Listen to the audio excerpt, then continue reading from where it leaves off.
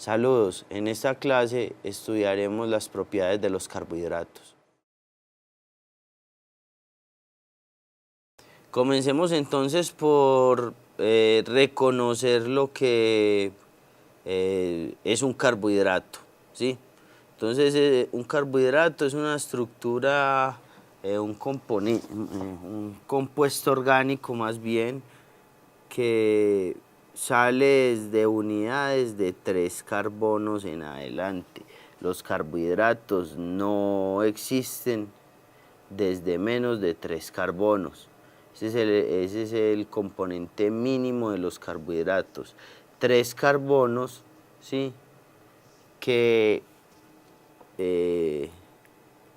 desde un hidrocarburo, que es una sustancia solamente compuesta de carbono e hidrógeno, este hidrocarburo sufre una oxidación, entran oxígenos al hidrocarburo y generan pues lo que llamamos carbohidratos, ¿sí? Que son carbonos hidratados, como vemos en esta figura y en todas las otras, ¿sí? Ahora, los carbohidratos, pues cuando el hidrocarburo, que es como la molécula esencial de la cual se forman los carbohidratos, sufre la reacción de oxidación o recibe oxígeno, ese oxígeno entra y sustituye hidrógenos, generando compuestos conocidos como, ya sabemos, como carbohidratos.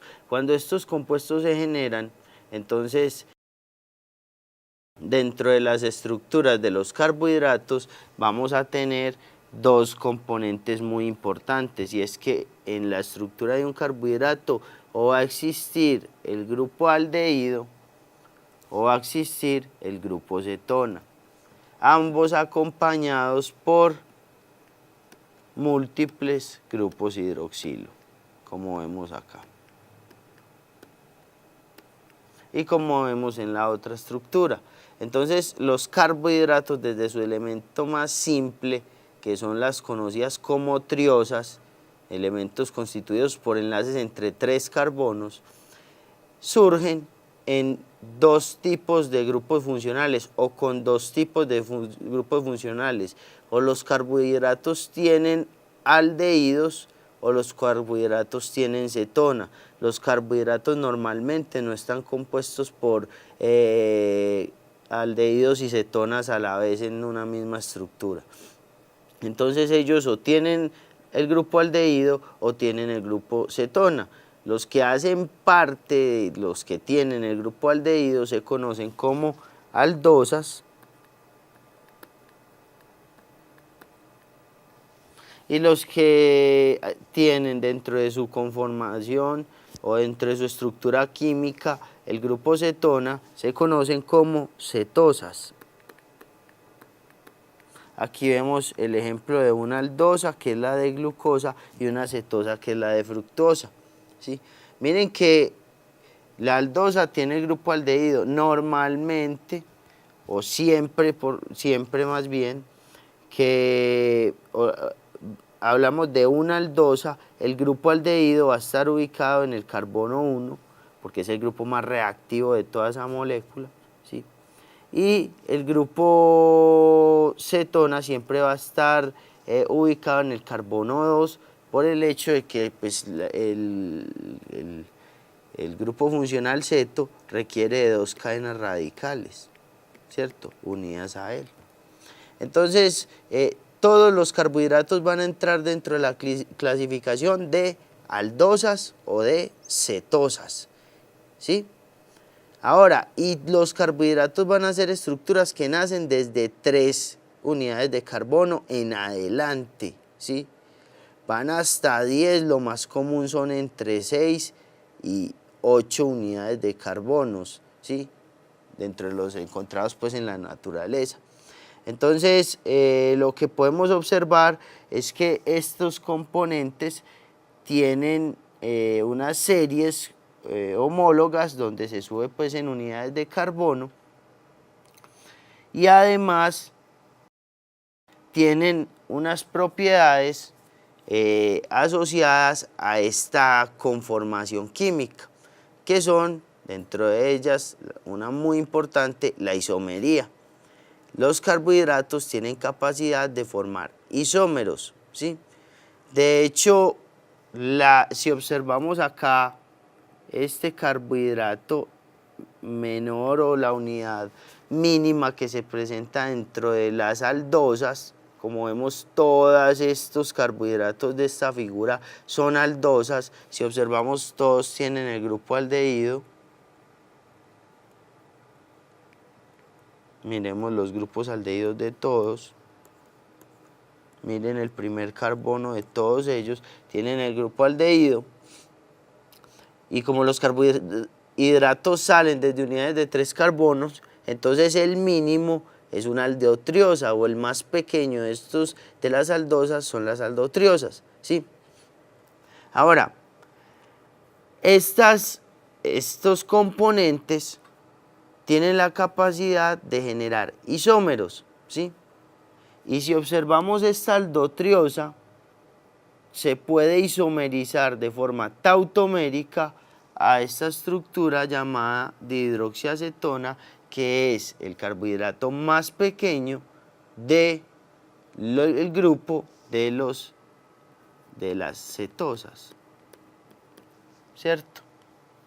Ahora, entonces, por tautomerización, una reacción de tautomerización, los carbohidratos, las aldotriosas, pueden volverse cetosas, y a su vez las cetosas pueden tautomerizar en aldotriosas.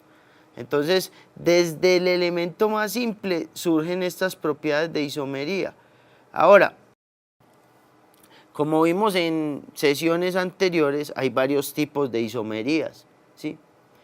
Dentro de los carbohidratos podemos observar la isomería de tipo quiral, ¿sí?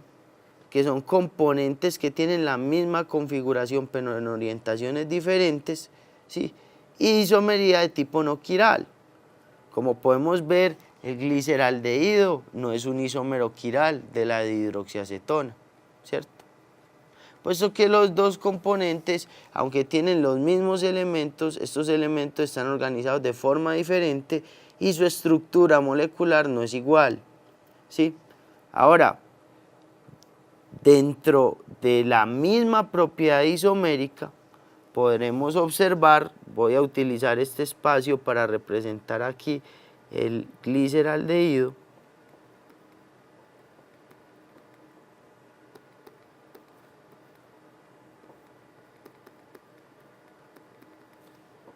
Como vemos ahí se le representa como D-gliceraldehído, pero resulta que esa sustancia puede formar o configurar dos posiciones con la misma forma, con la misma configuración, que son la posición D o L. A eso es lo que llamamos isomería de tipo quiral. Miren que la estructura L es el mismo, ¿sí? Siempre es el mismo componente, tiene el mismo grupo funcional, si tiene los mismos carbonos, los mismos hidrógenos, los mismos OHs, ¿sí? Lo que pasa es que los que están unidos al grupo carbono quiral, recordemos que el carbono quiral va a ser el carbono central que está unido a 4 grupos funcionales diferentes. Miren, este grupo funcional es diferente, este es diferente, este es diferente, este es diferente. Eso hace que ese carbono tenga la propiedad de quiralidad. Entonces, como vemos, el mismo gliceraldehído tiene dos posiciones para el grupo H, una hacia la derecha y otra hacia la izquierda, y por eso tiene configuración D o L.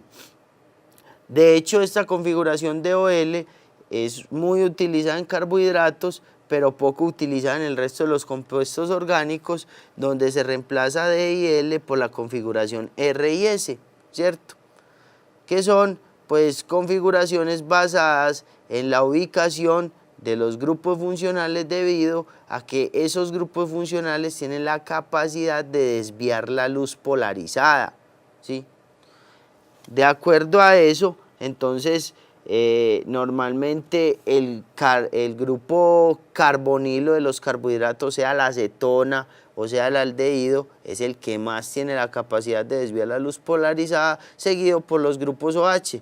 Entonces, en las formas D, los carbohidratos desviarán la luz polarizada hacia el lado derecho, o R también, y en las formas L, los carbohidratos desviarán a la luz polarizada hacia el lado izquierdo, puesto que el OH del carbono quiral está ubicado en el lado izquierdo. Entonces, así como va a existir la forma tautomérica, también va a existir el isómero quiral, o conocido como enantiómero para cada carbohidrato. Por ejemplo, el D-gliceraldehído va a existir el L-gliceraldehído. En la eritrosa va a existir ¿qué? El D-eritrosa y el L-eritrosa. Pero ¿cómo vamos a identificar el D-eritrosa y el L-eritrosa sabiendo que ya estos componentes que tienen más de 3 carbonos tienen más de un carbono quiral? Porque podemos observar que este es un carbono quiral, este es otro carbono quiral. Aquí ya aparecen 2 carbonos quirales. Al nivel de las aldotetrosas, que es como la siguiente escala en la serie homóloga, pues vamos a observar que aparecen ya otro carbono quiral. Entonces, para identificar las formas enantiómeras, conocidas como D y L, nos vamos a basar en el último carbono quiral de cada una de las estructuras. En las aldotetrosas sería este, en las aldopentosas sería este, en las aldohexosas sería este, ¿cierto? Los otros carbonos quirales los vamos a dejar quietos, ¿listo? Entonces, vamos a ver que dentro de estas estructuras, entonces observemos la D-eritrosa, pues la L-eritrosa sería un compuesto muy similar, ¿cierto? Donde el primer carbono quiral queda igualito, ¿sí? Y el segundo carbono quiral tiene una rotación de los grupos OH e hidrógeno, ¿sí? Haciendo que el OH quede ubicado hacia la izquierda de la estructura, ¿sí? Y nos dé la conformación llamada L-eritrosa. Entonces, así como existirá una L-eritrosa, existirá una L-triosa, así como treosa, perdón. Existirá también la forma L-ribosa, la forma L-arabinosa, la forma L-silosa, la forma L-lixosa, la forma L-alosa, la forma L-altrosa, la forma L-glucosa, la forma L-manosa, la forma de L-gulosa, la forma L-idosa. Todos van a tener sus formas L a los niveles de las series homólogas. Recuerden que los más representativos dentro de los compuestos vivos serían hasta el nivel de las aldohexosas, ¿sí? Son los más representativos pues o encontrados en la naturaleza. Entonces, además de que existe esa propiedad de generar el tautómero, como vimos, o sea que habrá un tautómero para la D-eritrosa, claro que sí. Para la treosa, claro que sí. Para todos habrá un tautómero, para todos habrá un enantiómero, que es la forma L, y para todos habrá un diasterómero, ¿sí? O un tipo de diasterómero.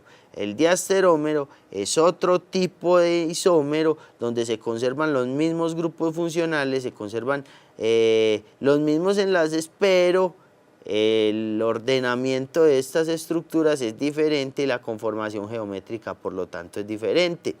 Entonces, cuando hablamos de ese tipo de diasterómeros, en la conformación de los diasterómeros, la conformación geométrica es similar. Lo que pasa es que no tienen propiedad quiralidad. O sea, una estructura no es la imagen de espejo de otra. Como recordamos en la quiralidad, pues la forma D es la imagen de espejo de la forma L, pues en los diasterómeros no va a suceder esto. En los diasterómeros los dos tienen la misma conformación y uno no es, o la misma distribución, pero uno no es la imagen especular del otro. El diasterómero se identifica por rotaciones en otros carbonos quirales. Como vemos, dentro de las aldotetrosas existirían dos diasterómeros, la eritrosa y la treosa, ¿sí? Dentro de las aldopentosas entonces tenemos, este es un diasterómero, este es otro diasterómero, este es otro diasterómero y este es otro, 4 diasterómeros. Dentro de las aldohexosas, 1, 2, 3, 4, 5, 6, 7 y 8 diasterómeros. Entonces, vamos a recordar, pues debemos recordar bien cuáles son los isómeros dentro de los carbohidratos, que son el tautómero. Recuerden, el tautómero es que cambia el grupo funcional de triosa a cetosa o de aldosa a cetosa. La otra es el enantiómero, donde el último carbono quiral rota sus componentes y da las configuraciones D y L, que son imágenes especulares de una del otro, que tienen la misma forma, solo que orientación diferente. Y si hay rotación en los otros carbonos quirales, entonces se formaría lo que llamamos como el diasterómero, ¿sí? Aquí podemos ver las cetosas, son un grupo más reducido, ¿sí? Puesto que las cetosas, la que sigue en la serie homóloga es la de eritrulosa, la primera la de hidroxiacetona. Esa de eritrulosa puede formar un tautómero que sería la de eritrosa, ¿sí? O la de triosa también, ella puede formar esos dos tautómeros, ¿sí? Ahora, esta estructura, cuando se le une otro carbono, pues puede formar estos dos diasterómeros, ¿sí? Recuerden que esta estructura va a tener su ¿qué? Su enantiómero, la forma L. Esta estructura también va a tener su enantiómero y también va a tener su enantiómero. Ahora, estas dos estructuras son diasterómeros entre ellas, lo mismo que son esta y esta, ¿sí? Y a su vez, estas estructuras, cada uno tiene su respectivo enantiómero. La forma L. Ahora, la eritrulosa no tiene diasterómero, pero sí puede tautomerizar en la forma de eritrosa y de treosa, perdón. Ahora, resulta que los carbohidratos desde estas proyecciones planares, ¿sí? Pues un doctor conocido como Fischer o de apellido Fischer se dedicó a estudiar bastante como la configuración de los carbohidratos y establece una condición que es la posibilidad de formar estructuras anilladas o que esos componentes de los carbohidratos puedan anillarse y no ser estructuras lineales como se plantean en estas dos figuras anteriores. Ahora, ¿en qué se basa el doctor Fischer? En la condición de que todos los carbohidratos tienen un representante del grupo carbonilo y un representante del grupo H. Y ese representante, pues, mínimamente, ¿cierto? Porque los representantes del grupo H, pues en un carbohidrato son muchos. Pero el último carbono quiral que tiene ese grupo H, pues tiene la posibilidad, dentro de todos los otros carbonos quirales que tienen el grupo H, el último tiene la posibilidad de generar una reacción en la que condensan el grupo carbonilo con el hidroxilo, ¿sí? En esa reacción, pues el grupo carbonilo y el carbono que tiene el grupo hidroxilo, el carbono que tiene el grupo carbonilo y el carbono que tiene el grupo hidroxilo, pues condensan formando un enlace entre ellos dos, ¿sí? Ese enlace tiene dos características de acuerdo al grupo funcional que represente al carbonilo. porque sabemos que el carbonilo está o en forma ceto o en forma aldo dentro de los carbohidratos. Eso va a hacer entonces que las estructuras de los carbohidratos se formen, ¿sí?, o formen enlaces que las cierren o las sellen, y más que ser estructuras lineales, tender a ser estructuras anilladas, ¿sí? Eso va a suceder a partir de la serie homóloga de 4 unidades de carbonos.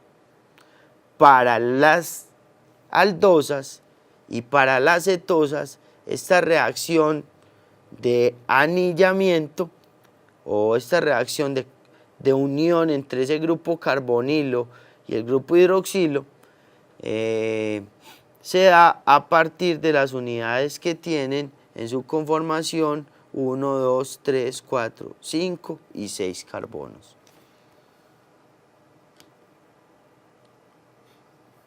Vamos a observar esto. Esta es la reacción. Este es el componente carbonilo del aldehído. Este es el componente de la acetona. Y este es el grupo alcohol del último carbono quiral. Miren que el componente carbonilo va a hacer un ataque nucleófilo sobre ese carbono, ¿sí? Ese carbono, que lo vemos acá, va a quedar unido con el carbono del grupo carbonilo por medio del oxígeno, ¿sí? Miremoslo aquí, ¿sí? Ahora, el OH, ese oxígeno pierde un hidrógeno y ese hidrógeno lo capta este grupo carbonilo y lo ubica ahí. Miren que realmente no se perdieron átomos. Entonces, realmente cuando esta configuración se da, donde tenemos la cadena radical unida al oxígeno, el oxígeno unido al carbono, y esta distribución del otro componente radical, que era el que estaba unido entre el último carbono quiral y el carbono del grupo funcional, queda orientado hacia este lado, pues entonces hablamos de la conformación conocida como hemiacetal. Normalmente los hemiacetales forman anillos de tipo piranosa o pirano, que son anillos de 1, 2, 3, 4, 5 y 6 extremos. Y tengan presente que uno de esos extremos va a ser el oxígeno, ¿sí? Ahora, cuando estamos hablando de una cetona, la situación es diferente. Recordemos entonces que el grupo cetona, este sería el carbono 1 y este serían los carbonos que hay entre él y el último carbono quiral.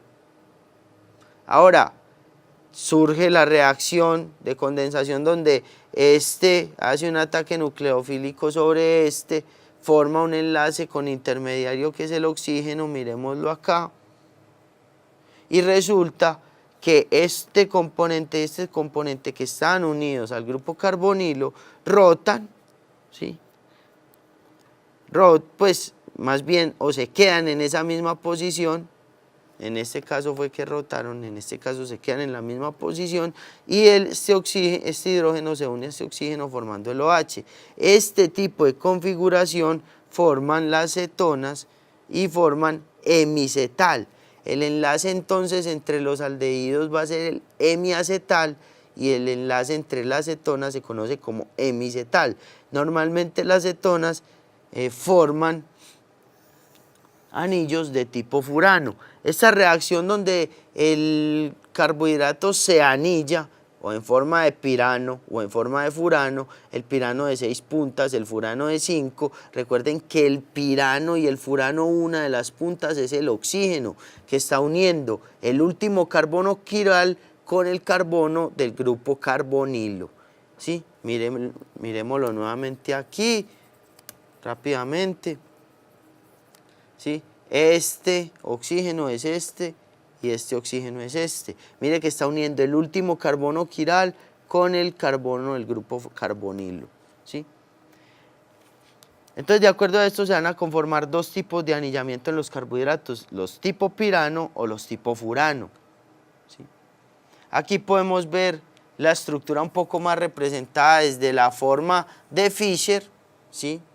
Fischer describió la forma lineal de los carbohidratos y él atribuye las conformaciones D y L de los carbohidratos, o sea, los enantiómeros y también los diasterómeros de estas formas lineales. Ahora, la estructura que vemos a continuación a partir de esa reacción de anillamiento, conocida como reacción de epimerización,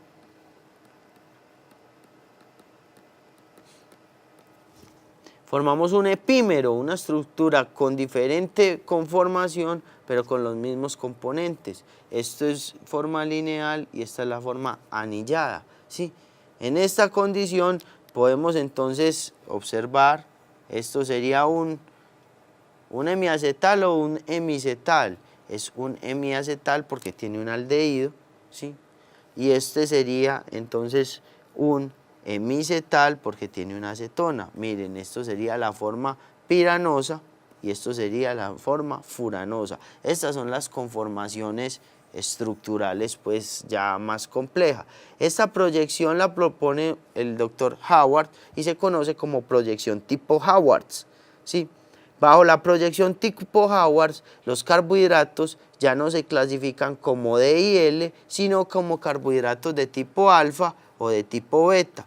¿En qué se basa esa clasificación? Resulta que este hidroxilo que se forma después de la reacción de condensación entre el grupo OH, el penúltimo carbono quiral, y del último carbono quiral, perdón, y el grupo funcional, o sea, el grupo carbonilo, el funcional, pues genera un grupo OH unido al carbono del grupo funcional, carbonilo. Ese grupo OH puede quedar o sobre el carbono en las configuraciones conocidas como alfa, o si hubiera quedado por debajo del carbono, se conocen con las configuraciones conocidas como beta. O sea, si esto hubiera quedado aquí abajo, se conoce como beta. ¿Sí?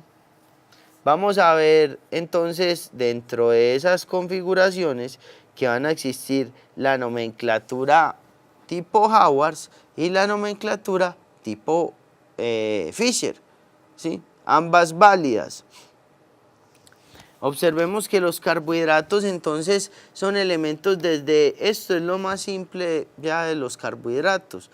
A estos grupos OH pueden sufrir reacciones de sustitución con otros grupos funcionales, como vemos acá.